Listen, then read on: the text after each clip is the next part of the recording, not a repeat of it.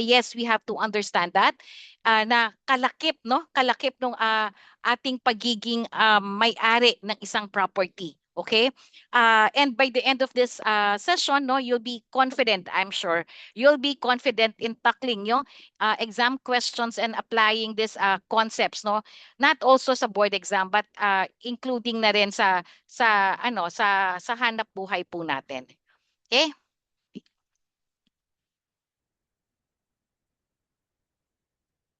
Objectives, no? Ano ba yung objectives natin for this topic? Okay? First is we have to understand property ownership concept. Okay, we have to understand these things. Second, um, learn the complete bundle of rights, 'di ba? So may mga bundle of rights po tayo. We have to know the we have to know the difference, no? How to differentiate the types of ownership, no? And of course, meron akong konting review, no? Review exam. Madali lang 'yan. Parang ano lang, sisiw, no? Sisiw for everyone. Just a test lang for all of us, no? Okay, let's start. So pag sinabi nating definition of property, no? Ano ba yung real property? Once you say real property, how do we understand that? Anybody? Real property. Alam natin, no, na yung property can be divided into main categories. Meron tayong tinatawag na real property. Pag sinabi nating real property, it includes the land, 'di ba? It includes the land. Ano pa? Immovable structure, 'di ba? Ano yung naka-attach doon sa ating property, no? And when we say property, pati personal property natin, that's part of the definition of the property, no? It covers, no, yung pag property, it covers the movable and the immovable. Pag sinabi nating movable, andyan yung auto mo, jewelries mo. That's a sample of the movable properties. Those are properties, no? We also distinguish between yung mga tangible properties, no? Na yung things na pwede mong mahawakan, same thing with the intangible properties, kagaya ng mga shares, ng mga patents, no? Those are properties pero those are intangible. Okay, what about the real property? So we understand the property now. What about the real property? When we say real property, ano si real property? Real property is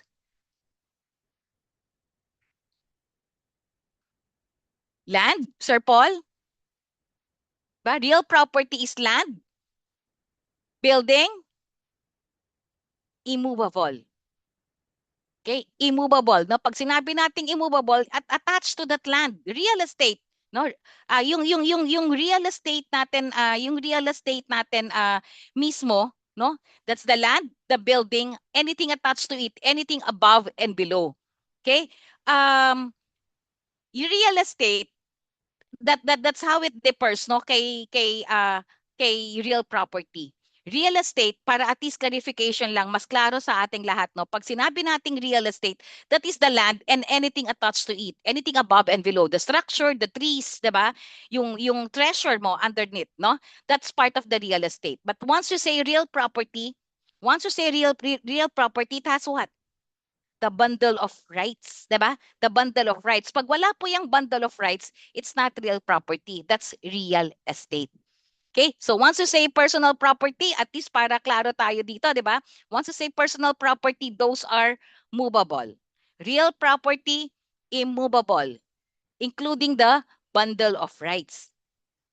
Pupuntahan natin mamaya si bundle of rights. Also, part din ni property natin, we have the tangible and intangible as I've mentioned, no?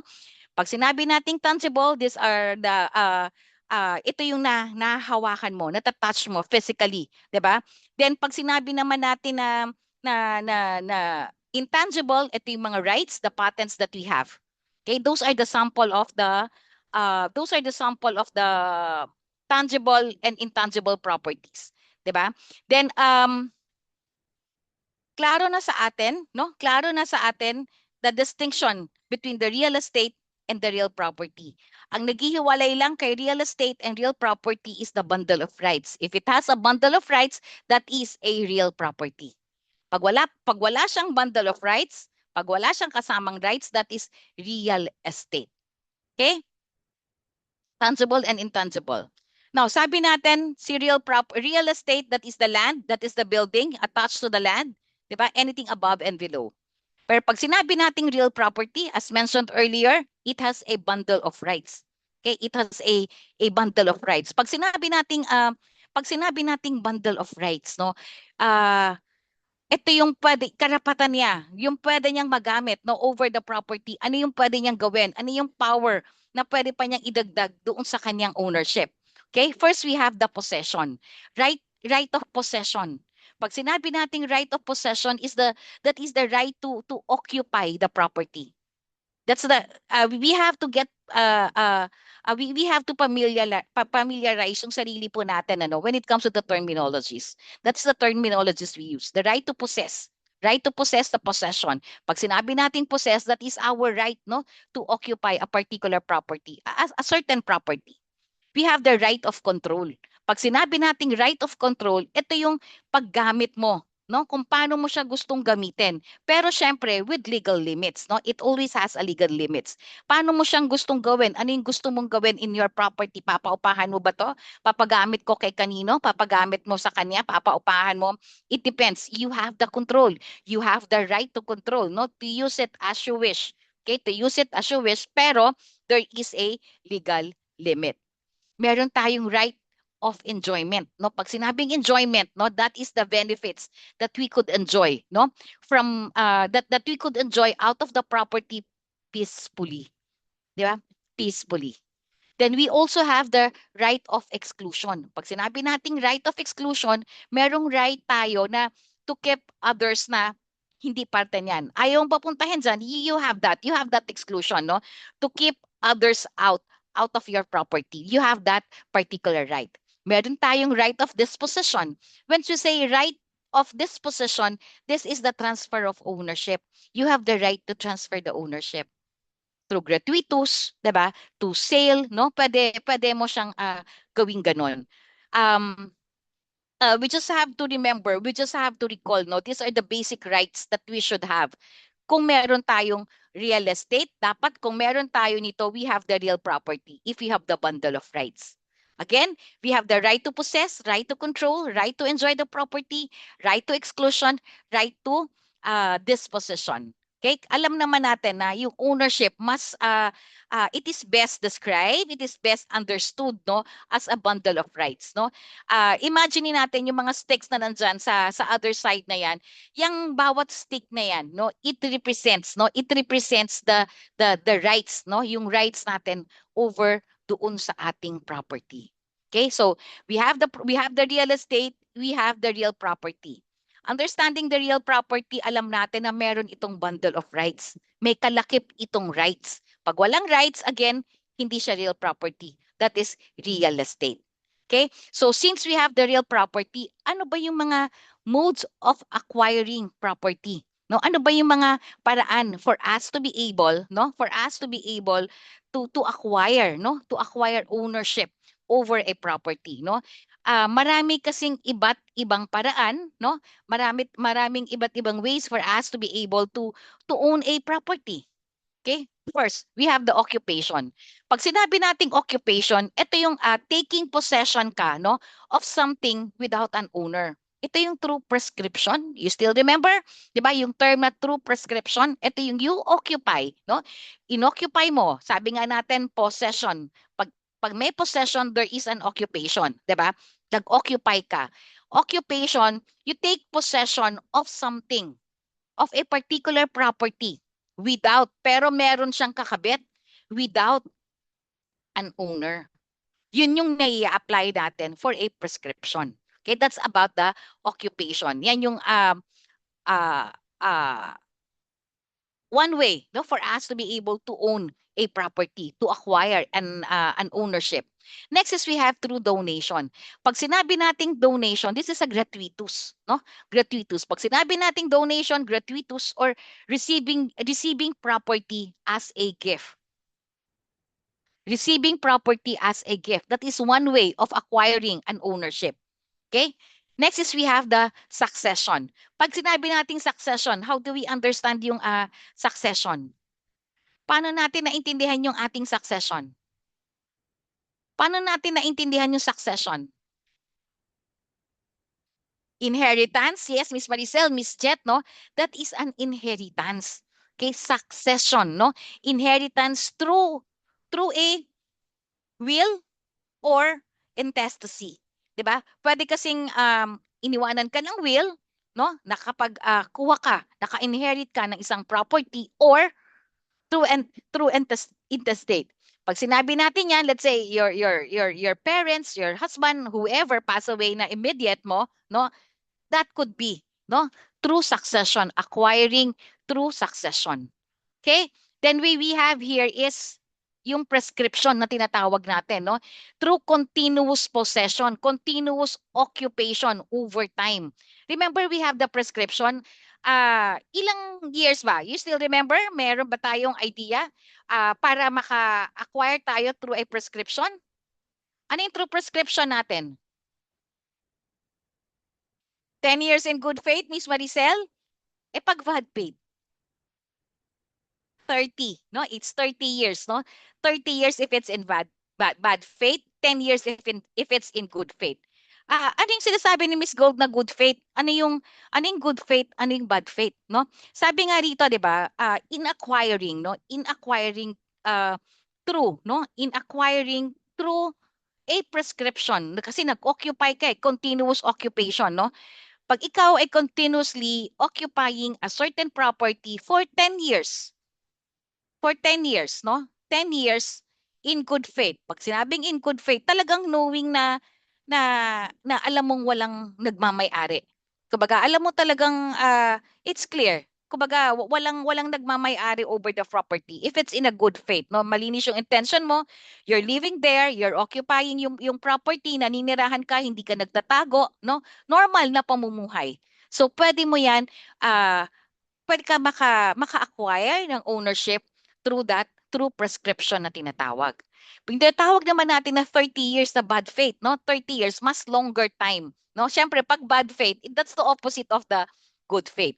Okay? So, meron kang mas mahabang panahon for that one na pwede mong ilaban ko do may owner. So, you just have to magko-court kayo siguro in a way, no? If that's the case, kung hahabulin niya ng may-ari. Then if not, you have that longer term lang na pwedeng iserve for you to be able to have the prescription over a particular property. Remember sa prescription na maliwanag po dito continuous, no? It's a continuous, no? Nag-assume ka ng ownership, continuous possession, no? Continuous possession over time. Then also, we can acquire property or ownership, no, through a law. Ano ba yung law? Ito yung mga nakakakuha tayo ng ownership, no, granted by the statutes, no? Halimbawa, yung agrarian reform. 'Di ba? Marami tayong mga ang government natin maraming naging beneficiaries na over that one.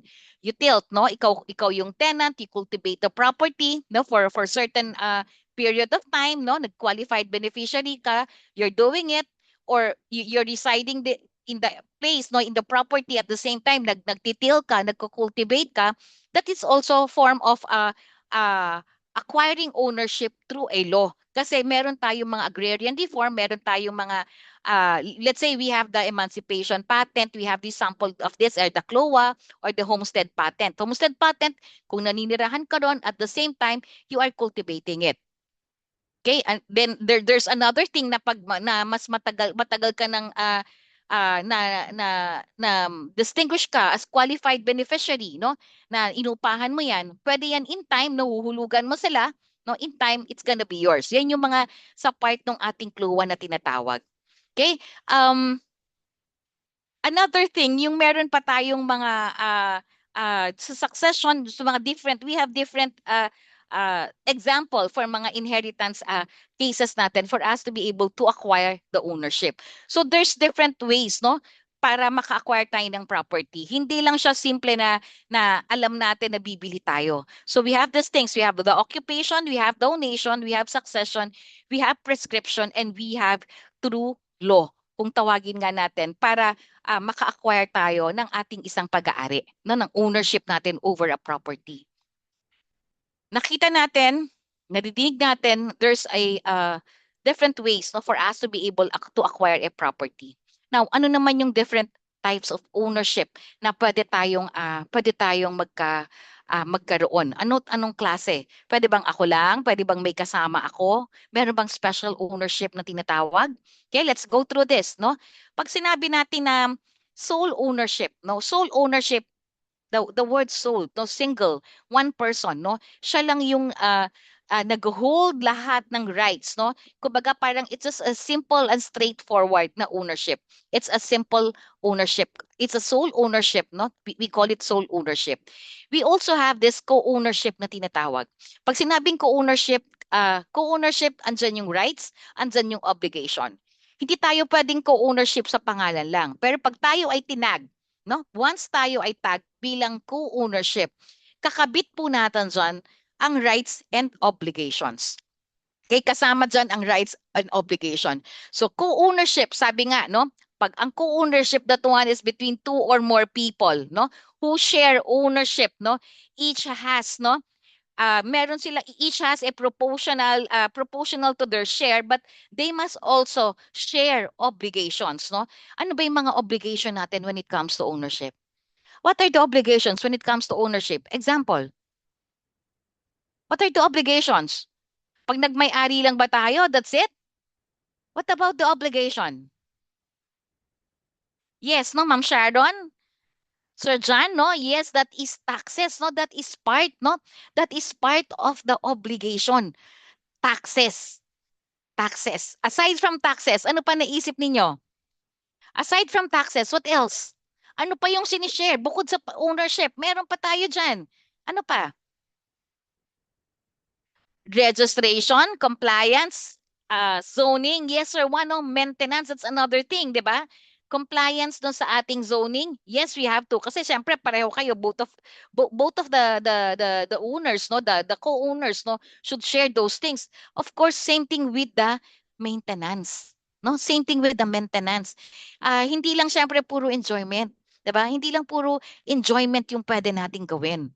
Okay? So we share not only the ownership, but it includes the rights and the obligations. Lagi nating tatandaan, in ownership, lagi yang may kakabit na rights and obligations. Okay? Ano pa yung isang tingin yung types of ownership that we have? Types of ownership. Conjugal. Alam nyo, mahabang discussion to eh. Mahabang session ko to dinidiscuss, no? In case. Pero iiksiin natin ng konti, ha? Iiksiin natin para pinaka-brief lang natin for this one. Masarap na topic. I'm so interested, no, in discussing this one. This is very interesting, no? The conjugal community property when it comes to marriage regime. Marami kasi itong sanga-sanga, masalimuot ito, no? Pag sinabi natin na conjugal or community property, no, or the marriage regime, no, sa isang mag-asawahan, no, sa mag-asawahan, okay, property regime matter. Siguro ngayon sabi mo, hindi kami, okay lang kami niyan, wala kaming problem. That's good for you. Okay, that's good for you. Pero marami kasi later on na ito yung nagiging concern nila. Kaya it's important for us that somehow we should have this knowledge when it comes to property in marriage. Okay? Under the absolute community. Okay? Under the absolute community. Kailan pumasok si absolute community? What family code is this? Anybody? What family code? Itong family code na to, when was this?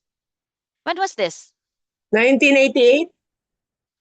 1988, yes ma'am. Ano pong buwan at ano pong August. araw? August August 3, 1988. Yes. Tumpak, di ba? August 3, 1988. Yan po yung ating latest na family code. Guys, tandaan nyo ha. Yan ang inyong kodigo. Hindi lang sa board exam, but also sa totoong buhay. Totoong buhay, once I say totoong buhay, we can use this even to our practice, no, in dealing with our clients. August 3, 1988.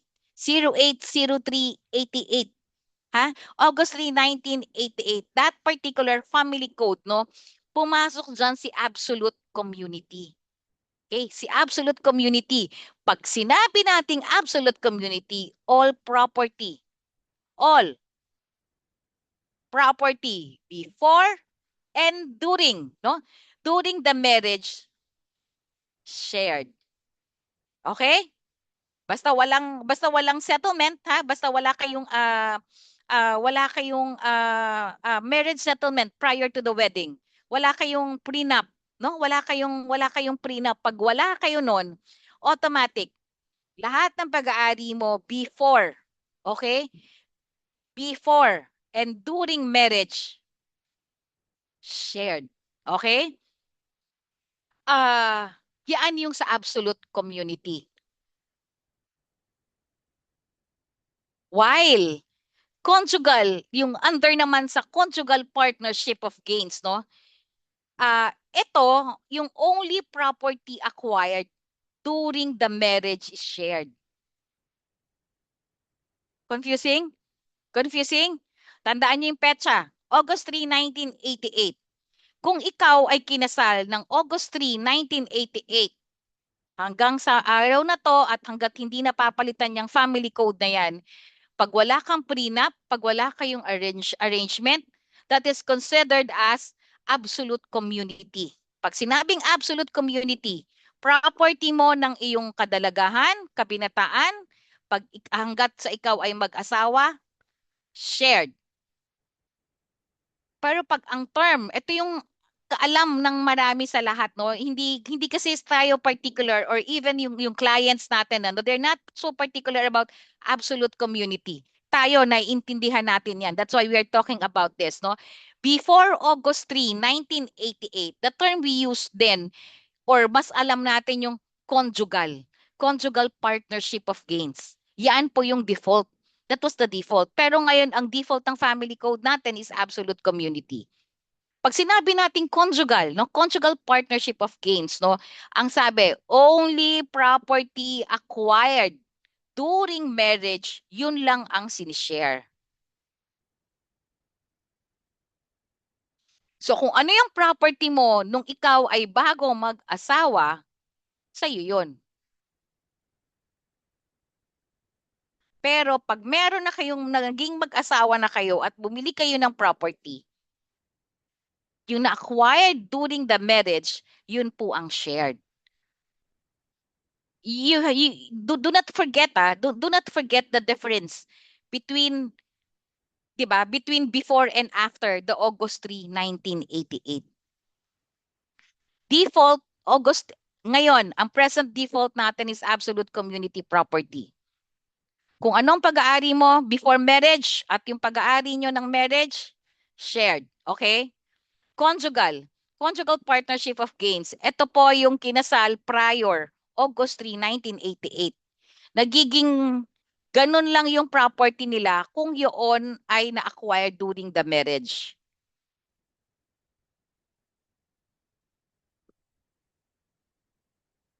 Digest? Tada-digest natin? Okay? Mahalaga po yan, kasi slim na difference yan. Petsa lang ang pinagkaiba. August 2, 1988, that's conjugal. Okay? That's conjugal partnership of gains.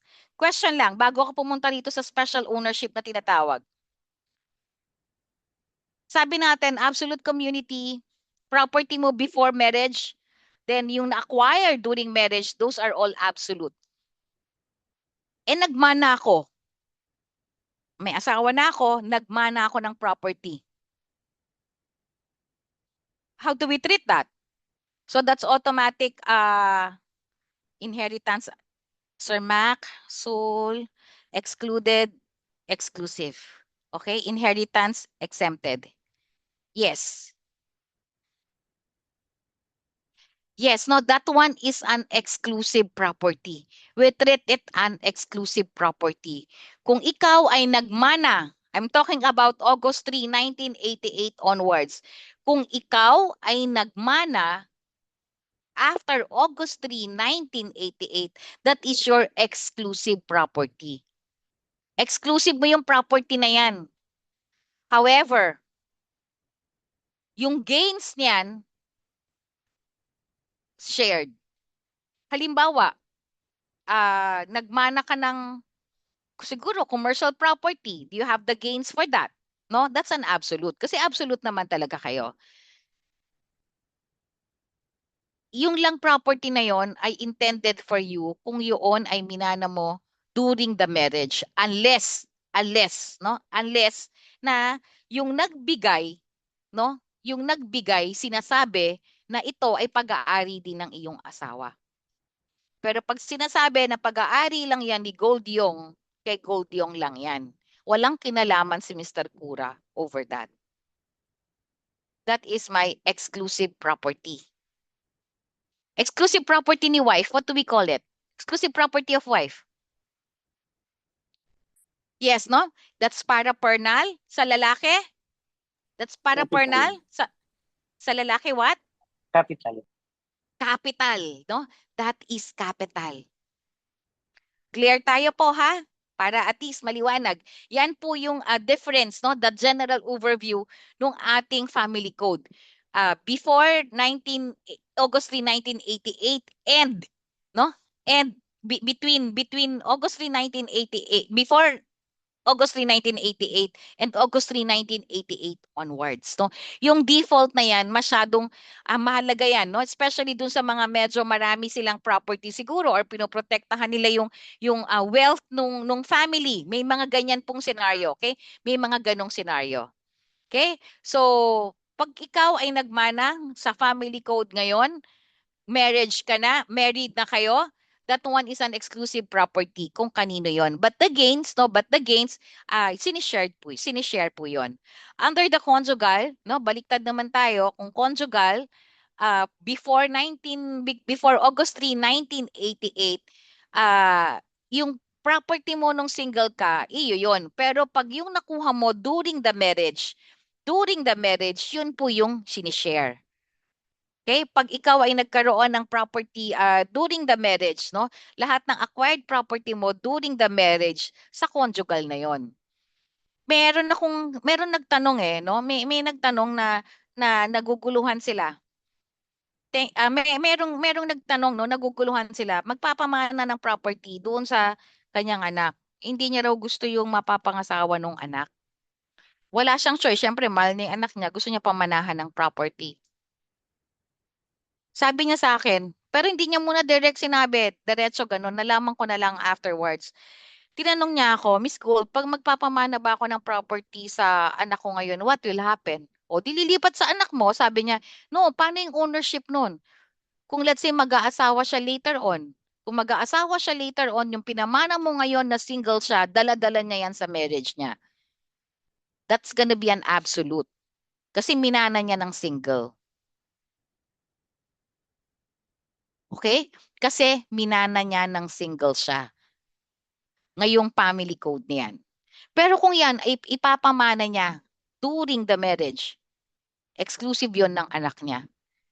I just wanna make it clear. Kaya yung iba nako-confuse, akala nila naguluhan, hindi sila aware, no? Doon sa pag-difference nung family code natin ng August 3, 1988 onwards at saka before August 3, 1988 prior to that. Okay, so at least yung basic na yan maging maliwanag sa ating lahat. Kahit balik ta rin kayo during the board exam, if you know kung saan nanggaling, hindi ka mawawala. Okay? The third types of ownership, we have the special ownership. Ito yung mga trust, yung mga easement, ito yung mga leasehold, no? Yung special ownership natin, ano, this one, andyan nga yung trust, sabi natin, no? Yung mga yan, ano, yung ownership na yan, ibig sabihin, can be divided, no? It means that the ownership can be divided or limited. Okay? Once we say trust, no? Pag sinabi nating trust, klaro dito ha sa ating definition. Trust, this is a fiduciary relationship, no?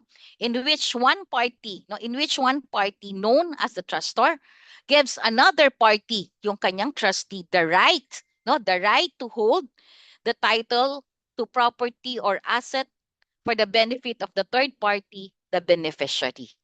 Okay, so at least clear tayo for this one. That is a special part of ownership, no? A special type of ownership, no? Na pwede yan through trust, no? Na tinatawag natin. Trust is a fiduciary relationship. What is fiduciary relationship? What is fiduciary relationship? When we say fiduciary relationship, what do we mean by that? Corporate? Fiduciary relationship. Legal or ethical bound. Ethical bound like what? Yes, Miss Jed, no? The trust and confidence. Sir, once we say fiduciary relationship, that is the trust and confidence. That is the exact meaning ng fiduciary relationship. Tayo bilang broker, no? That is the kind of relationship that we have to our clients. We have that fiduciary relationship kung tawagin. Yes, yes, ma'am pa, no? That is between the seller and the broker, no? It gives loyalty, obedience, and care for our clients. Yes, that is fiduciary relationship. Sino pa nagpa-function ng fiduciary relationship aside from a broker? Kasi alam naman natin, 'di ba? I'm sure you are all aware of this. Once you have a fiduciary relationship with the client, hindi ka pwede mag-purchase ng kanyang property. Kasi magkakaroon ng matataint, no? Magmatataint yung relationship mo, baka na manipulate mo or for some reasons. Okay? Kaya like for example, sino pa yung may fiduciary relationship to their clients? Sino pa? Sino yung hindi pwede mag-purchase? Halimbawa, nung property nung that particular client. Agent and principal, yes, kasi parang yan yung broker, Sir Josh, no? That is the broker and the principal. There's a fiduciary relationship. Yes, Ma'am Sharon, no?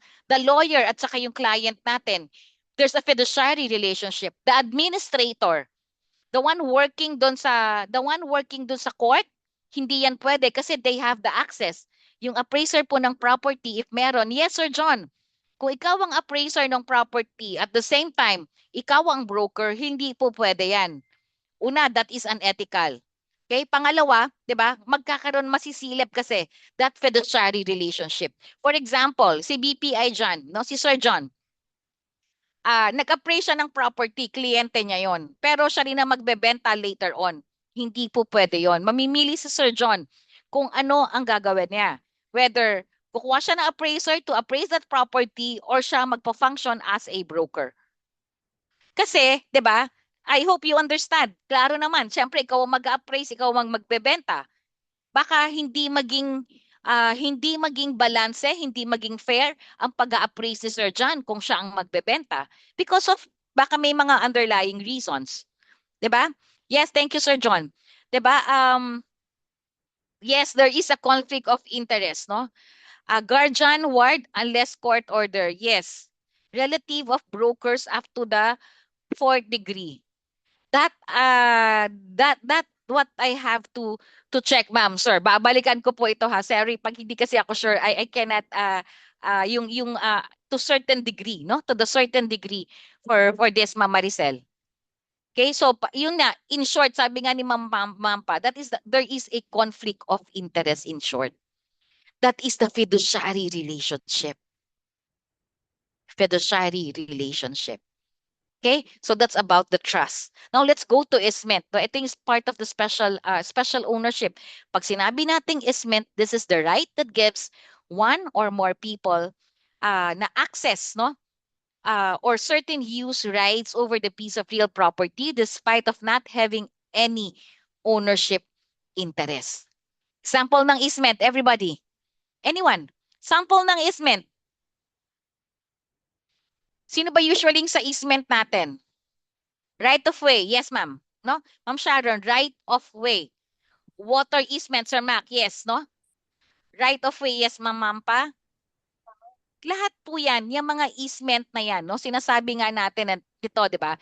You could have the access, no? You may use the rights, no? To use that piece of land over the property. Pero wala kang any ownership. That is a special ownership. Kung ang bahay mo, 'di ba? Kung ang bahay mo ay dominant, 'di ba? Dominant estate ka, hindi ka servient estate. Okay, what's the difference between the servient estate and the dominant estate? What's the difference? Mag-exam na tayo, malapit na sa 16 na po. Ano ang difference between the servient estate and the dominant estate? We're talking about easement, right of way in particular. Owner versus user. Sir Josh? Servient is nagbigay ng nagpagamit, nagbigay ng portion of his property, Sir Josh? Yes, ma'am. And the dominant is yung Si dominant yung user, yung pinagamit. Right? Okay. Yes. Pa? Yeah, correct, 'di ba? Sinasabi natin dapat aware tayo for data.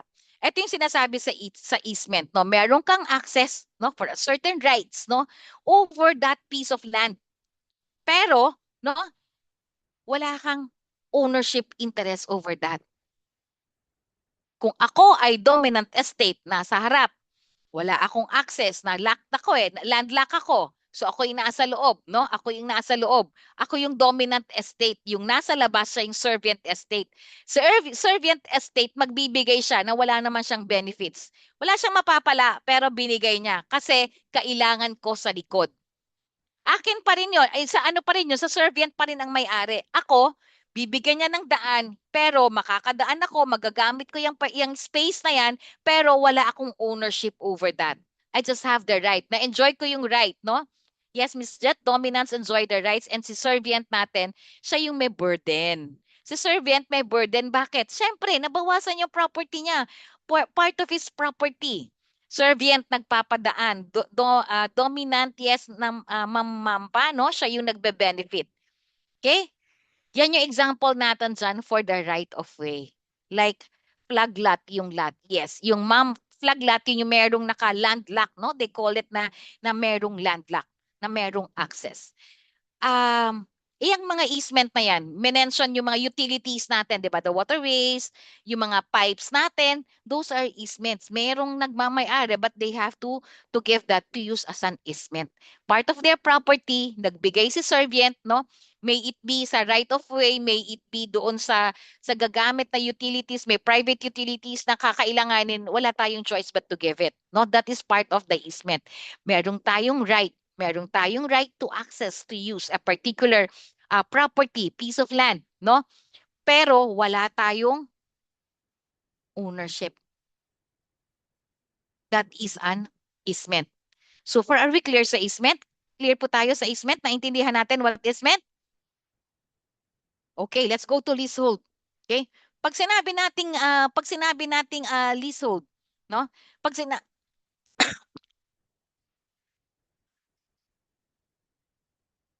sinabi nating leasehold, no? Leasehold, nakasulat na po dyan, no? Leasehold is a form of legal property ownership wherein, no, si leaseholder acquires the estate from the lessor for a fixed term. Sino nakikinabang sa leasehold? Para kanino ang leasehold? Guys, para kanino ang leasehold? Lessee. Yes, Ma'am no? Kay lessee. Thank you, Lord. Walang nagkamali ng sagot na lessor. Leasehold, leasehold, opposite ni, ano opposite ni leasehold? Kung si leasehold kay lessee, ano kay lessor?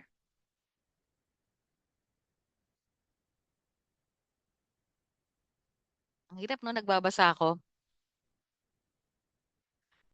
Yes, sir. freeholder. Sir John, yes, no? We call it the lease fee. No, the lease fee kay lessor. Lease fee kay lessor, leasehold kay lessee. Huwag kayong malilito. Kilala nyo si lessor, kilala nyo si lessee. Si lessor, siya yung may-ari. Si lessee, siya yung tenant. Ulitin ko, leasehold is a form of legal property ownership. Meron kang legal property ownership, no, wherein the leaseholder acquires the estate from the lessor for a fixed term. During the lease, what do you transfer? During the lease, what do you transfer? Pag nagbentahan, you transfer ownership. Pag lease, possession, yes, no? Yes. Rights, no? Yung rights to use, that's one. Yes, Sir John, Sir John. Maricel, Macario, you just have to be sure, sir. It's the possession. It's the possession. Yun yung natatransfer sa ating rights. Whenever we sign a contract, a lease contract, ang natatransfer doon is the rights. No? Sabi, di ba? Ano yung definition natin dito? Lease. A leasehold is a form of legal property ownership. Di ba? It's a legal property ownership. Okay? It's a legal property ownership kung saan, no? Kung saan the leaseholder acquires the estate from the lessor for a fixed term. There is a fixed term. Fixed term. Ano yung fixed term? Is specific time at a certain amount. Okay?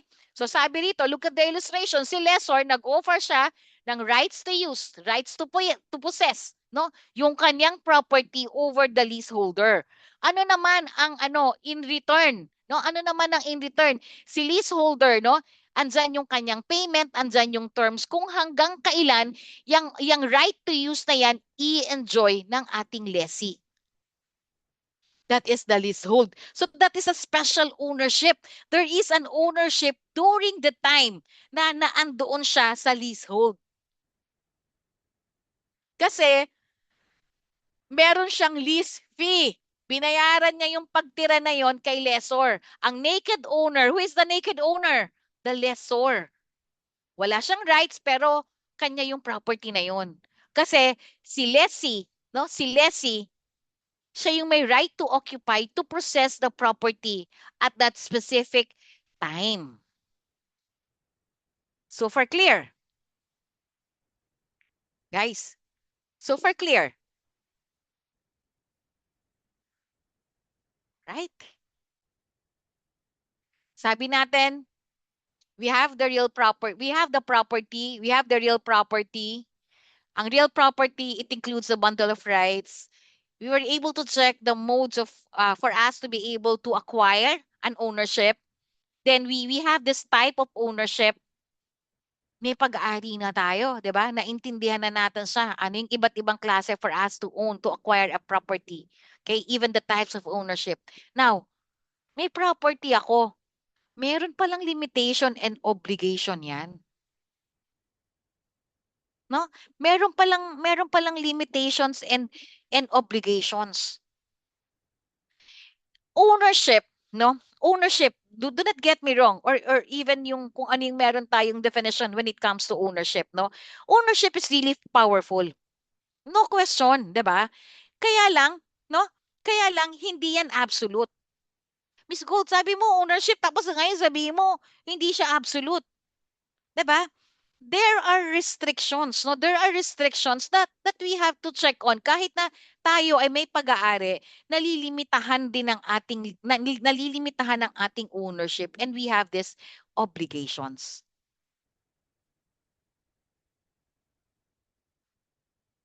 We have the legal restrictions. That's a limitation. Limitation natin 'yan.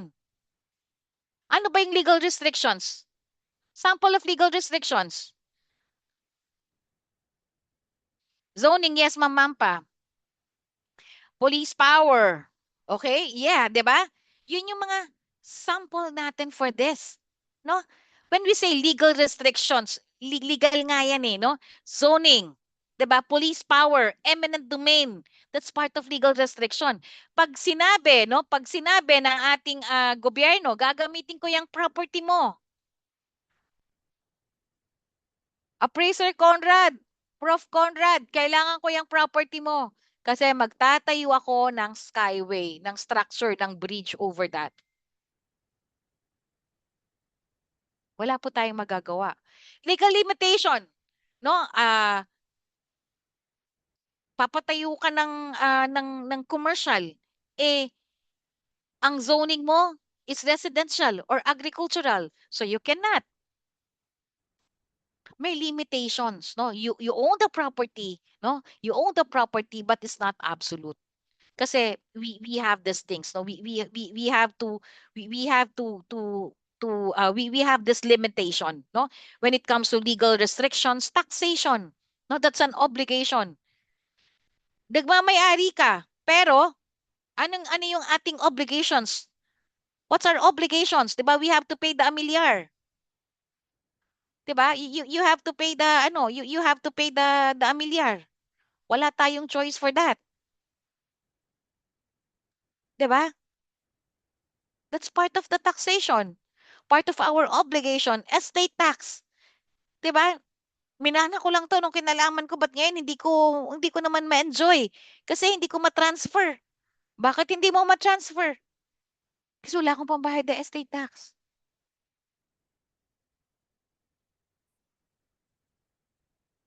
Environmental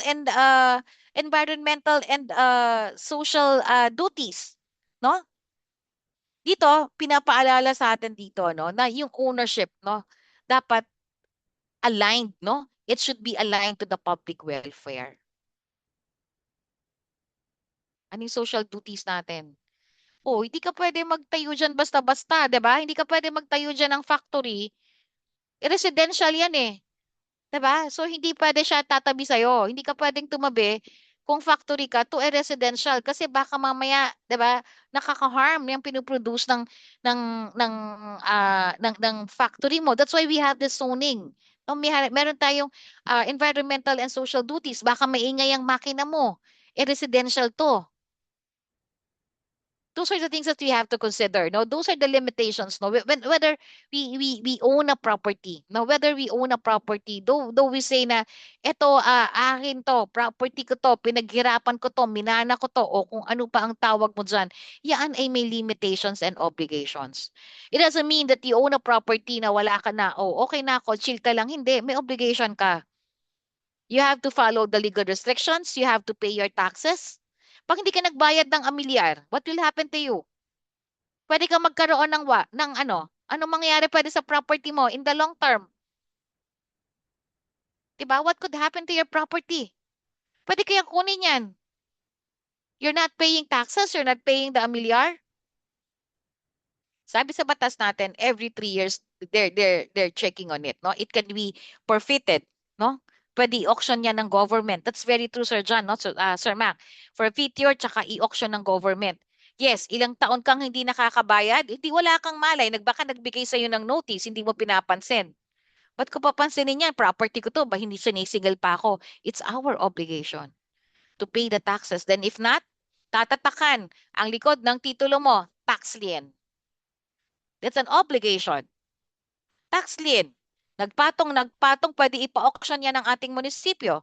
Ma-auction ng munisipyo, wala ka ng property. Dahil hindi ka nagbayad ng taxes to. Okay? It has a limitation. It has an obligation. Okay? Tayo dito. Tignan lang natin. Mabilis naman, no? Mabilis lang. Let's test this.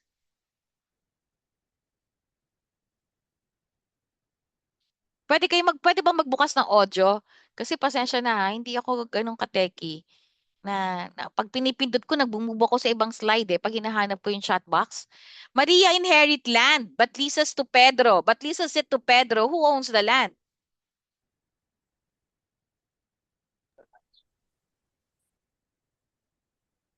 Si Maria. Maria.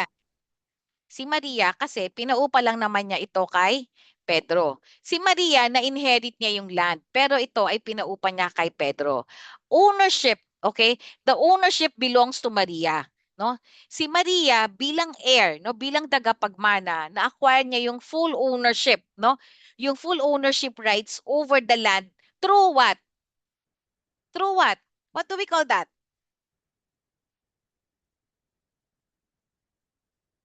Inheritance po. Inheritance, succession. Yes, thank you Sir Sir Juan, no? Through succession, through inheritance, no? Nakuha niya yan through that one. Then namana niya yan, she holds what? Nakuha niya na yon. She holds what? She holds the real property. She holds the bundle of rights. Pag meron na siyang bundle of rights, no, ano sabi natin sa bundle of rights? Meron siyang right to possess, right to control, right to enjoy, exclusion, and dispossession. Kahit pa si Maria, no, pinaupahan yung land, no, she remains, no, the legal owner. Siya pa rin. Sino ngayon ang leasehold? Ang leasehold. Sino ngayon may leasehold? Si Pedro. Pedro. Pedro. Si Pedro nag-leasehold kagaya ng sample natin kanina, 'di ba?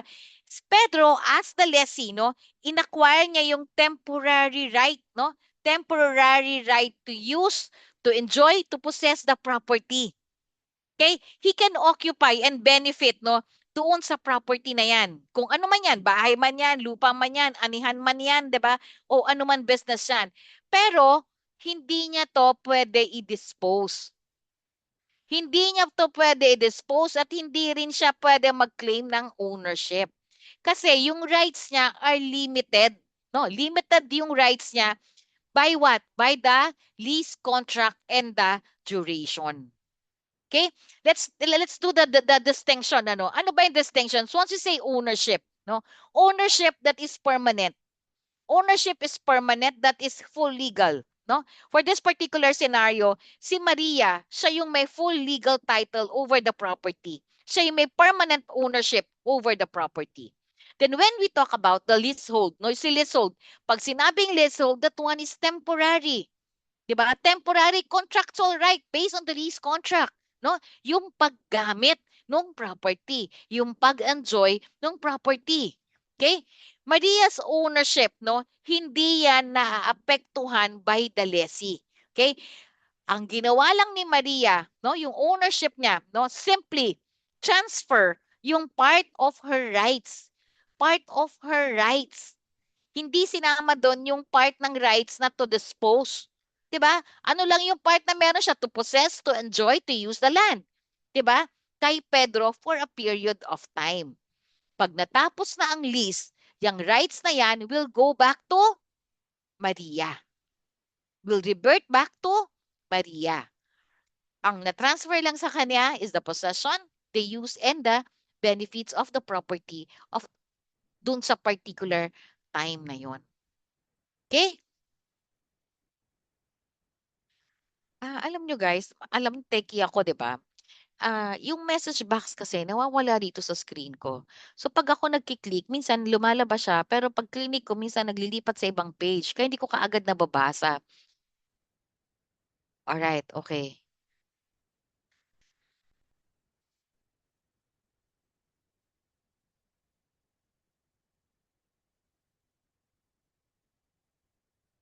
Look at this.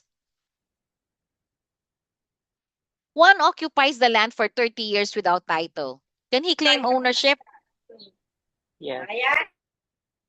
Yes, 'di ba? Through what? Through what? Claim ownership through what? Yes, prescription. Correct. No, this is through prescription. 'Di ba? Through prescription. Okay? So that's very clear to us, no? Through prescription. Yun yung minention natin kanina, no? In this particular case, so this one is a classic example ng ownership through prescription. Excuse me.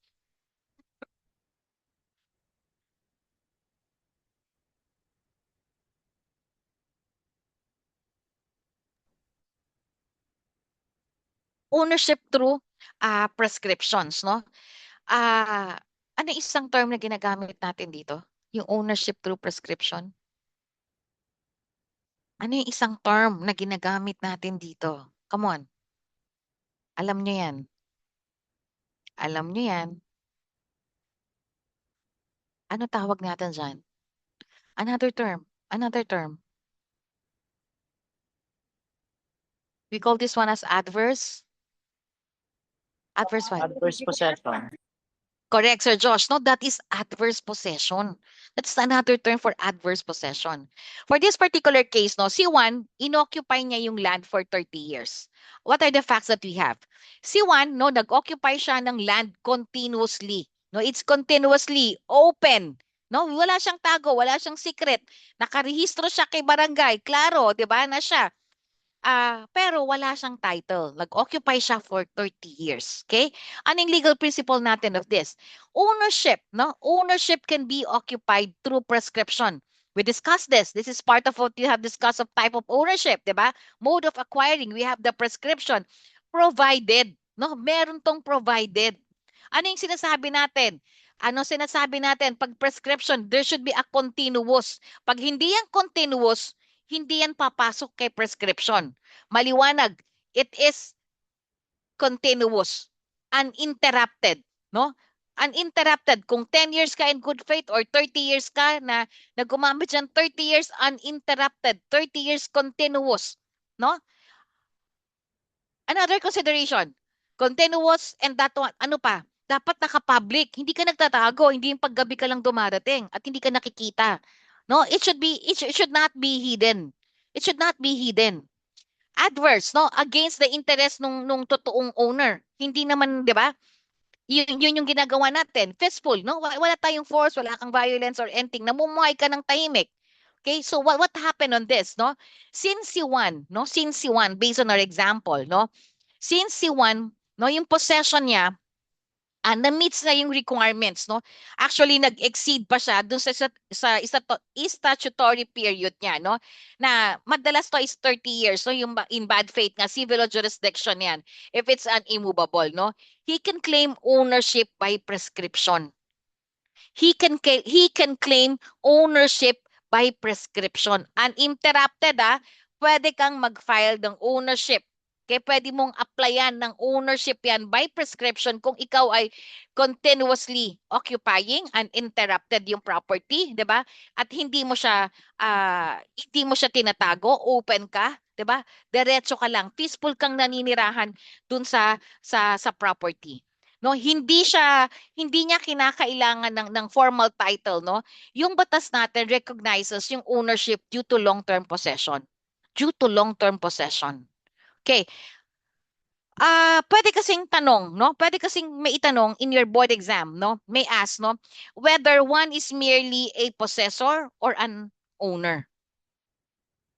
Before the prescriptive periods ends, no? Okay? Take note, bago matapos yung prescriptive period ends, no? He is only a possessor. Ang tawag sa kanya, possessor. But after the prescriptive period, he became the legal owner. Kasi nagkaroon na siya ng title over that. So far, clear? So far, clear, guys? Yes, Clear Prof. po. Alright, so at least, no, we're nadadagdagan tayo ng konti at siguro mas na-confirm yung ibang understanding natin when it comes to this. Let's take a look at this. Ay, sorry. Ang galing ko, 'di ba? Okay, which of the following is not part of the bundle of rights? No, nakita nyo na yung sagot kanina, okay? Which one is not part of the bundle of rights? No, sabi natin dito, no? Sabi natin dito is what? Donation. Possession, 'di ba? Bundle of rights to. This is part of the right to possess, the right to control, the right to dispose, no? That one all part of bundle of rights maliban kay donation. So si donation, no? Donation is a mode of acquiring ownership. Hindi ito right, no, within the bundle. Okay? Pag sinabi nating donation, this is the mode of acquiring ownership. Okay? Pedro occupies land, no, without title for 5 years. What does he have?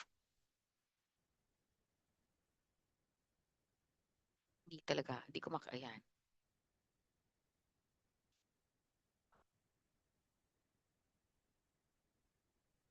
What does he have? B 5 po years yung siya. karamihan sagot po nila, Doc. Ano yung, sorry, hindi ko kasi nakikita. What was that?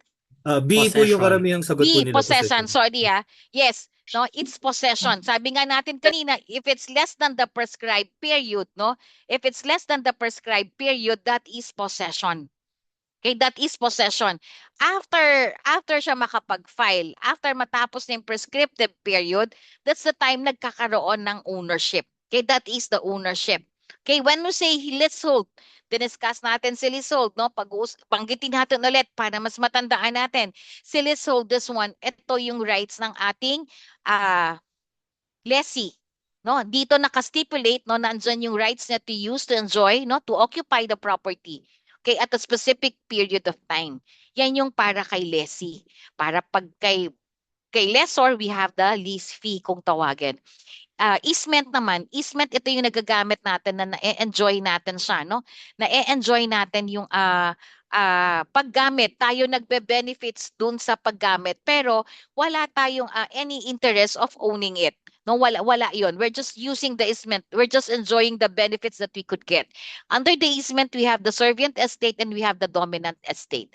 Pag sinabing servient, sabi nga siya yung nagbibigay, siya yung nasasaktan, siya yung nababawasan. Si dominant, siya yung nagbe-benefit, siya yung nag-e-enjoy. Okay? That's the difference between, no? Which mode of acquiring ownership requires continuous, public, and adverse possession? Okay, this one is prescription. Okay, prescription, di ba? Prescription, mode of acquiring ownership, no? Requires continuous, public, adverse, and possession. That is prescription. Succession, donation, and occupation, those are all no part of those are also mode of acquiring ownership. Pero magkakaiba. Once you say succession, ito yung minana, succession, 'di ba? Namana mo through intestate or through a will. Okay, donation gratuitous, no? Donation is gratuitous, donated, 'di ba? Pero ang donation takes effect, no? Pag iyan ay inaccept ni donee. Pag walang acceptance si donee, hindi nagte-take effect yang donation. Okay? Occupation, ito yung pag-o-occupy mo sa isang property. 'Di ba yung pag-occupy mo kahit hindi mo sinasabing prescription, you occupy. So ibig sabihin, that period of time you have that ownership over the property. Okay? Yun yung sinasabi natin doon. In co-ownership, no, each co-owner has the right to what?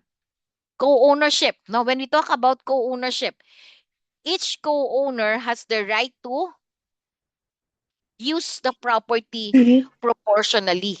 Yes, it's letter B. Thank you. Sabi natin, pag co-owner tayo, no? Share tayo sa pag-aari, share din tayo sa mga rights, share din tayo sa obligation. So for this particular question, use the property proportionally based on your share. No, you may use the property based on your share. You cannot dispose the entire property without the consent of the other owner. 'Di ba? Mag-asawa kayo, you cannot dispose the property without the consent of your husband, of your wife. No? Hindi pwede yung letter C na exclude mo yung ibang may-ari and avoid paying taxes, 'di ba? It's not part of it. Okay? Yung co-owner, they share the rights, they share the obligation, including the taxes. They share everything, no, bilang co-owner. Okay? Under the conjugal partnership of gains, which property is shared?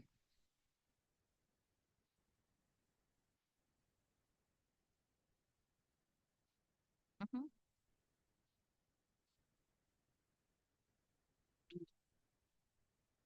It's Jet Sharon. Letter D. Yes, no? Letter Correct, D. no?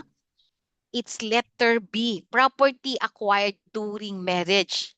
'Di ba? Ang gagaling nyo. Ito ano yung question ha? Take note of the question, huwag kayong malilito. Ito yung keyword dyan. Under the conjugal partnership of gains, ibig sabihin, ito yung bago mag-August 3, 1988. Okay? Yung which property is shared? Ang sinishare nila lahat ng property na acquired during the marriage. Kaya noong araw, pinapamana nila yung property nila sa anak nila hanggat hindi pa ikinakasal. Kasi pag yan ay kinasal, automatic, that's gonna be part of the conjugal property. Okay, property acquired before marriage, nagiging shared ito, no? Ito ay sa absolute, yung letter A, if it's an absolute community. Okay? Absolute community. Inherited property during marriage, conjugal. During marriage, conjugal yan. Kung conjugal yan, kung ang property regime mo, yung bago mag-August 3, 1988. Okay, pero ang inherited property mo during the family code ngayon, August 3, 1988, yung inherited property mo na yan ay exclusive yan sa mag-asawahan. Okay, same thing with the donated. Which of the following is the limitation imposed by law on ownership?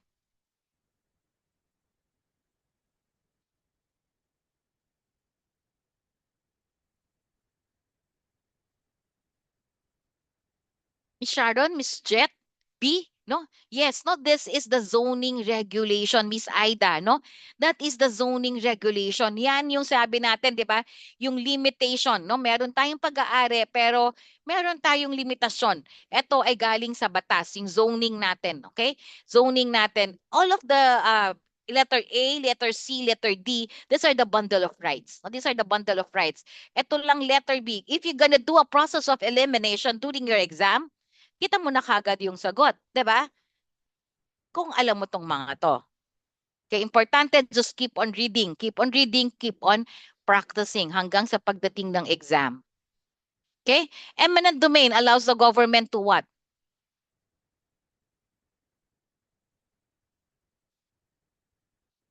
Yes, no? Sharon, Miss Jet, Maricel. Take private property with just compensation. The keyword here, when we talk about the eminent domain, no? Ano to? Wala tayong magagawa, no? Galing to sa gobyerno. Ito isa ito sa mga limitations, no? When though we have the ownership, no? This is one of the limitations, no? Na wala tayong magagawa if the government, no, needs yung ating property. Pero pag sinabing eminent domain, that is with just compensation. Kasi just basing it naman to the market value, depende, you will negotiate on that, no? Pero still, no, pag sinabing eminent domain, the keyword there is a just compensation. Okay? That is a just compensation kung tawagin natin. Lease property for public use, that's not part of that's not eminent domain. Donate land to private individuals, exclude owners from their property. So it's far from that, no? Eminent domain, isa yan sa kapangyarihan ng ating state. Okay? Na pwede niyang kunin ng ating property whether you like it or you like it. Okay? Ang konsuelo mo na lang dito will be the just compensation. Okay? That's the konsuelo that you're gonna have pag yan ay eminent domain. Okay lang? Konti pa. Konti na lang. Failure to pay real property tax may result in what?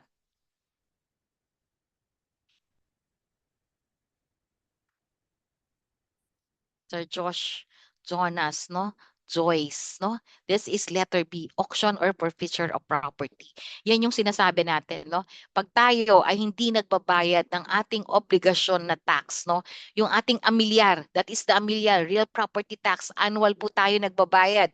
You wanna get a discount, pay earlier. Minsan may city that they offer 20% discount if you pay December, no? If you pay December or earlier than January, meron pa rin silang discount, no? Pag nagbayad ka ng ganung time, no? So, wag natin kakalimutan, always remind our clients for this one kasi kung hindi, there's a possibility na yan ay ma-auction o kaya ma-forfeit yung iyong property. Tatatakan yan, ang tatak dyan sa likod, magkakaroon yan ng lien, no? Tatatakan yan ng tax lien, no? Kasi meron kang obligasyon na tax, no? Lease termination has nothing to do with the real property tax, no? Easement creation, not then.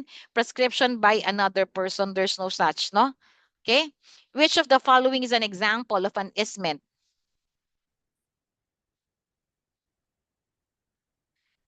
Which of the following is an example of an easement? Sir Josh A, Maricel Letter A. A. Yes, no? Letter E, Miss Joyce, Maricel, okay, this is letter A. Right of way across another's land. Yan po yung easeway. Okay? Easeway. Yan po ang easement. No? That is the easement. That is the right of way across another land. Hindi sinasabi na sinabing right of way. Right of way yan yung gagamitin mo. Pwede rin yung mga utility easement, no? Isang example na share din sa atin kanina ng I guess si Sir Mac who shared that one, no? Na that's part of the easement as well, no? Yung mga utilities natin, yung mga right of ways natin. That's part of the easement. Okay? Leasing a house for 5 years, inheriting farmland, donating property to a friend. It has nothing to do with easement. Wait ha. Okay. To recap, no? Dun sa ating topic discuss, no? Ownership, no? Ownership is a bundle of rights. Diba? Andyan yung possession, andyan yung control, enjoyment, and the disposition. Property can be acquired through occupation, donation, succession, prescription, or by law. Okay, types of ownership includes the sole or the co-ownership, conjugal or community, and the special forms. These are all clear to us. And the ownership is limited by law, taxation, and social obligation. Okay, so meron ba tayong question? So sabi nga natin, again, yung ownership, hindi lang to about control your property. No, it's about owning a property. That one is about responsibility. Okay, it's a responsibility to all of you guys or sa mga kapwa ko po dito who's practicing already in the business, no? Tayo po, no, dapat maintindihan natin both, no? Yung rights and the duties, no, of the property owners, no? We just have to remember, yung knowledge natin, no, is a property. Our knowledge is a property that no one can take away. Okay? God bless everyone on your exam on April 16 for those who gonna take the DEBLEX. Okay? Thank you po. Ah, Salamat po. Thank you so much. Gusto ko lang i-share po, magkakaroon po kami ng final coaching April 6 to 11, 6 to 9 p.m. And the appraisal review April 25 onwards, no? This one is Saturdays 4 to 8 p.m. at this much. Okay? Thank you. All right. Question, please. You wanna ask questions, clarifications, no, regarding the topic discussed. I hope I was able to share something with you that could enlighten or add. Alam mo yun, maliit man na bagay because of our time, no? Pero sana nakadagdag po. Yes, Ma'am Jet. Join us in Andrea. Join us in Enrea. We are so active here. Kita mo naman ha. The committee, no, the education committee talagang naglaan sila ng time, no, to share these things para sa mga magte-take ng board natin this coming April 16. Guys, question regarding the topic discussed. Meron ba tayong tanong or clarification? How to join? Yes, magme-message po sa iyo si Sir Juan. Sir Juan, magme-message ka kay Ma'am Joy Caport, no? For the joining, paano mag-join with us. Yes, apo. Question, guys? Regarding po yata ito sa iyong review center, ma'am. Yung sa Flaming Dragon Sorry. Review Center. Sorry. Okay, pa-message lang po. Pa-message lang po. I'm sorry. Pa-message lang po ako. For the message na lang ako, Ma'am Sir, kasi nahihiya ako. Platform po ito ni Andrea, no? Final coaching na. We have the final coaching for that. Yes, April opo. 6 to 11. Correct. Ayun nga, be Reblex ready nga po, no? With Flaming Dragon Review Center. We have here the CEO, Prof. Thank you. Gold Yankura. And now Yes. we proceed with the photo op po, and after nito is yung Q&A portion. All right. Okay. Q&A May I about the ask- topic ba yan, sir? Yes po. May I ask lang po si VPI Conrad to the photo. Okay, thank you po, Doc Gold, our Vice President for External Affairs. So may I request everyone to please turn on their cameras for the photo op po. Ayan nga, no? Laging ganito yung post ko, hindi dahil Juan ang pangalan ko. Pero one is for Enrea number 1 and be Reblex ready. Of course, top 1. Ano? So, Okay. we do this post po. Okay, so Go, Red- go, go. okay, wait lang po ah. Smile. 1, 2, 3.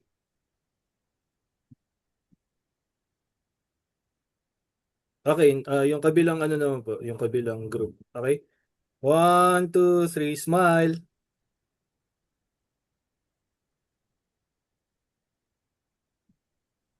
Okay, thank you po, PRO. Thank Alright. you. Now Guys, we we would like proceed. to invite everyone you join us in Enrea. Join us in Enrea. Napakaraming learnings, no? May it be theories natin or personal applications in our business. We have it here. Okay, now we are accepting questions for the top topic of fundamentals of property ownership. Yes po, basta kayang sagutin.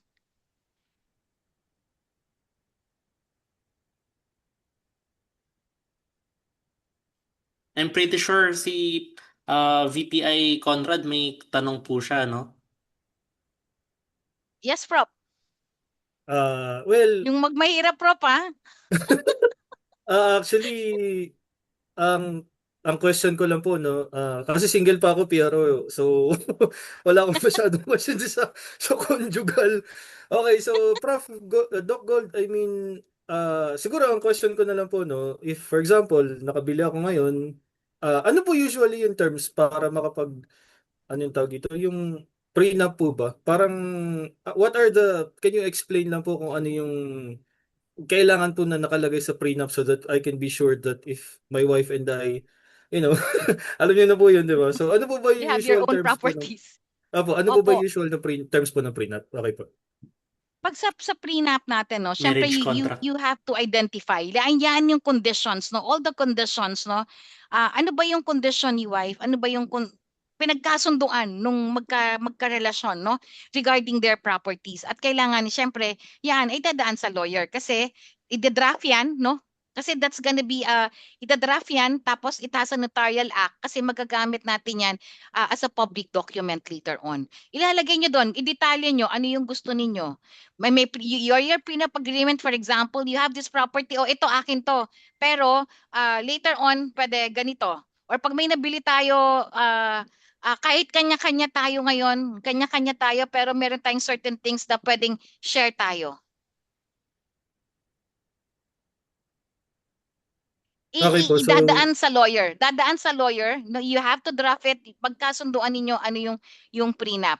Ang importante na intindihan ninyo if you need a prenup or not. 'Di ba? Ano yung ipapasok sa prenup o hindi. Intindihin nyo, ano ba pang nangyari? O pag kayo nagkasal, what will happen? O is it amenable to you or not? Especially pag medyo pareho kayong merong mga nai-invest. Alam mo yon? Ano Yes. yung gusto ninyo mangyari? But meron pala ha, kahit wala pala tayong prenup, if that is a second marriage of either of the spouse. Okay? Singit ko lang guys ha. Yun. Either of the spouse, second marriage yan. Ibig sabihin, second marriage ha, valid. Second marriage. Gusto ko iklaro ha, iba 'yon. Meron siyang previous marriage, iba yung nagsama kayo. Iba yung scenario. Ibang scenario rin yung previous marriage na annulled, then there's another marriage, the second marriage. Yung property ni husband, no, yung sorry, hindi ko inassume na lalaki, nasabi ko lang husband. Yung property kung ni husband, kung si husband yung may second marriage, no? Yung property ni husband, hindi yan lahat madadala niya to the marriage, no? Kahit pa absolute community kayo, hindi niya lahat madadala yan kasi meron siyang legal, 'di ba? Meron siyang legitimate on that side. Meron siyang anak, 'di ba? Meron siyang anak na dapat i-share, then the previous wife, no? Baka may share pa over that property. So pag may mga ganyan, wag niyong pag-awayan, no? Iklaro niyo, i-define ninyo, 'di ba? I-define ninyo. Second marriage. Iba ang second marriage doon sa hindi annulled at nakisama ulit. That's another story. Pag yun ay nakisama ulit at wala siyang second marriage, hindi pa siya annulled, utang na loob. Talong-talo yon ha. Pag-isipang mabuti. Gusto ko lang maging klaro, okay? Para maging clear. Kasi if that's normal kasi ma'am yan, no? Normal yung ganyang situation. So you have to set. Kasi ang mangyayari niya, magkakaroon kayo ng co-ownership kung ano yung pinagsamahan. Hindi kayo mag-asawa, pero nagsama kayo, you have this property that is a co-ownership. That will be a co-ownership kung tawagin kasi kayong dalawa yung nagpundar. Pero yung share niya na hindi siya annulled sa una niyang asawa, kayo naging magkasama, yung share niya, andito pa nakakabit yung kasal niya at yung anak niya. So, walang may iwan. Alam mo yon? To the new partner, to the second partner. Ma'am, with the slide on the question on bundle of rights, hindi po ba donation is included in the rights to transfer? Yes, sir. Kasi donation, that is the right to dispose the part of the property. Yes, Sir Josh, that's part of the right. Pati yung pagbenta ng property, that's part of the bundle of rights. Yes, Sir Josh. Tama ka doon, Sir Josh. That's right. Yan yung right to dispose, no? Right to dispose. Pag sinabing right to dispose, that is right to donate, ibenta mo, no? Kung ano yung gagawin mo sa property, that's part of it. Dapat po yata isubmit ang prenuptial sa civil. Yes, after ma-annotate yes, Ma'am Jet, no, thank you for this one, no. Yung syempre dadaan kayo sa lawyer for your prenup agreement, dadaan kay lawyer, inonotaryo yan, then you have to submit it sa civil registry. Then i-annotate yan to the marriage certificate, no. Nakalagay yan, nakatatak. Pero ma'am na, sorry, hindi pa kasi ako nakakita ng marriage certificate na merong prenup, no? Hindi pa ako yung metatak, hindi pa ako na-expose to that. Pangmayaman lang po kasi yun, ma'am. Sir Josh? Pangmayaman lang po yun. Kaya nga, 'di ba? Pangmayaman ka, di pa tayo masyado nakakakita noon kung ano ba itsura, correct, no? Sa court po muna yata, Miss Jet. Pero basta ang importante, they have this agreement, no? They have this agreement. Ayan, Prof. Ako Okay. may question.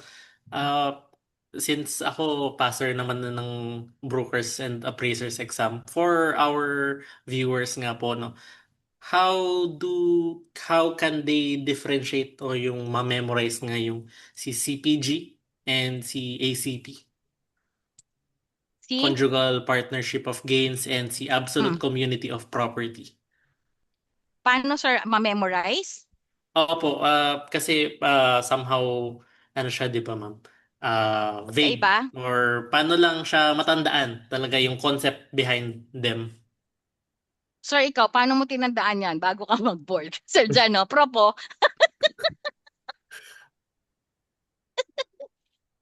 Hindi po. Ang keyword, Apo. ang tinatandaan ko rito, sir, kung ako, baka makatulong din sa iba.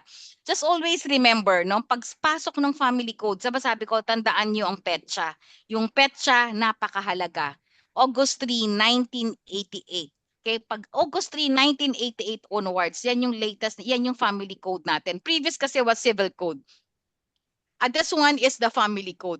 Yung family code na yan, dyan nakapasok yung absolute community. So pag sinabi nating absolute community, we just have to understand very well ano ba ang absolute community. Absolute community, kung ano yung meron ka ng single ka at naging mag-asawa kayo, shared. Lahat yon shared. Pag may minana ka, during marriage, exclusive. Kabaliktaran yon ng prior to August 3, 1988. Baliktad yon. Bakit? Kung ano yung pag-aari mo ng single ka at ikaw ay nagkasal, sa'yo lang yon. Single ka eh. Ang pagsasaluhan nyo lang ay yung inyong pinagsamahan. Kung ano yung napundar ninyo during marriage. Kung may minana ka during marriage, that is a conjugal. That is before August 3, 1988. Oo nga, correct. Doc Gold, no? Save the date or remember the date nga. 8080388. And then now, for our next question, si Sun. May pag-ibig housing loan po kasi na nasa pangalan ng lalaki. Umalis na po siya papuntang ibang bansa at nagkaroon na rin siya ng ibang pamilya doon. Naiwan po ang babae at siya na po ang nagtuloy at naghulog at nagbayad ng bahay. Hindi po sila kasal. Ano po ang dapat gawin para mailipat Si sa babae, pangalan ng babae ang bahay? wala, ganito yan. Ang ginawa ni babae, tinulungan niya na makapag-fully paid ng bahay si lalaki. Okay?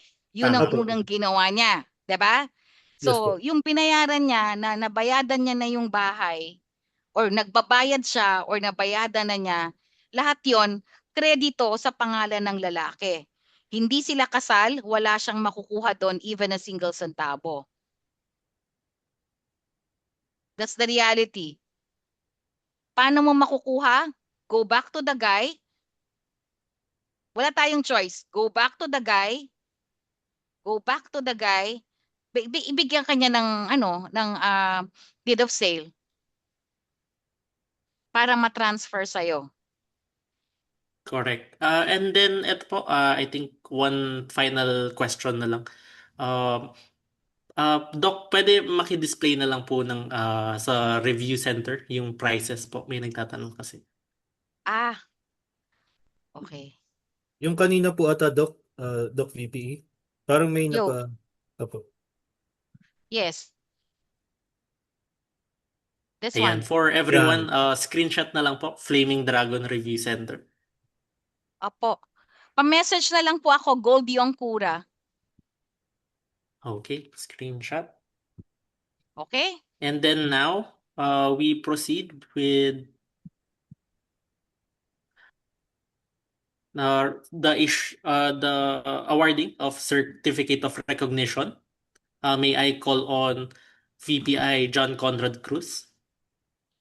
Okay, so this certificate of appreciation is proudly presented to our Vice President for External Affairs, Dr. Marigold Yongkura, for sharing her invaluable expertise as a resource speaker during the NREA Metro Rizal e-learning hub series on the topic Fundamentals of Property Ownership, and for her outstanding support, which significantly contributed to the success of this event. Her contribution has greatly enriched the knowledge and professional development of the participants and help make this learning session meaningful and impactful. Given this 28th day of March 2026, signed Jesus T. Chua, Executive Vice President, and Mary Joy D. Gochanco, Chapter President. So thank you very much to our VPE, Congrats. Dr. Marigold Yongkura. Thank you. Thank you for Thank your you, time. thank you. A round of Thank you. applause Round of for applause Doc. naman po dyan. For Thank you Doc po. Thank Gold. you. Thank you. Thank you, everyone. Thank you, thank you. Thank you, ma'am. And now, may I call on once again, John Conrad Cruz for the closing remarks. Okay, so first of all, PRO1, thank you very much for once again hosting the event. And again, thank you again to our Executive Vice President for External Affairs, Dr. Marigold Yongkura, for the amazing talk. Actually, I passed the broker's exam noong 2015 pa. So it's been 10 years. So Long time ago. Opo, a long time ago. So, ay, dekada na po, no? So, I was only 20 years old noon. So, nakalimutan ko na karamihan po ng na-discuss ni Dr. Gold, no? So, it's great that we were able to have this free session. I would also like to invite everyone to please join our chapter if you still have no chapters sa NREA po, no? Yes. Apo. And, of course, I'll just allow, PRO1, can I share my screen? I just have to, Yes. I'll just invite them. Okay. Ayan. So I would like to invite everyone to our first Ateneo NREA. Oh, sorry. Wait lang po. Share ko lang po yung screen yan. So I would like to invite everyone to the first Ateneo NREA Youth Real Estate Summit this April 8th, no, 2026. So we will be having some of the biggest names in our national organizations no. So we will be having Congresswoman Marisa Del Mar, Architect June Palafox, he's a very prominent person in the real estate industry, as well as Consultant Karen Uy, Mr. Red Rosales, and others po. Lastly, we would like to invite everyone to join our Appraisal in Action workshop, which we will be holding in Nuvoland, no, on April 25 to 26 po, no? So we will be teaching you how to actually appraise condominium units po, no? Ayan. So, did I miss anything else, PRO1? None na po. Thank you for your message nga, no? And then, Sir John, question. Yes, Doc Gold. In case ba, no, dito for this appraisal in action, kahit hindi naman appraiser who just wanted to get some knowledge about it, will that be okay? Yes, you are welcome po.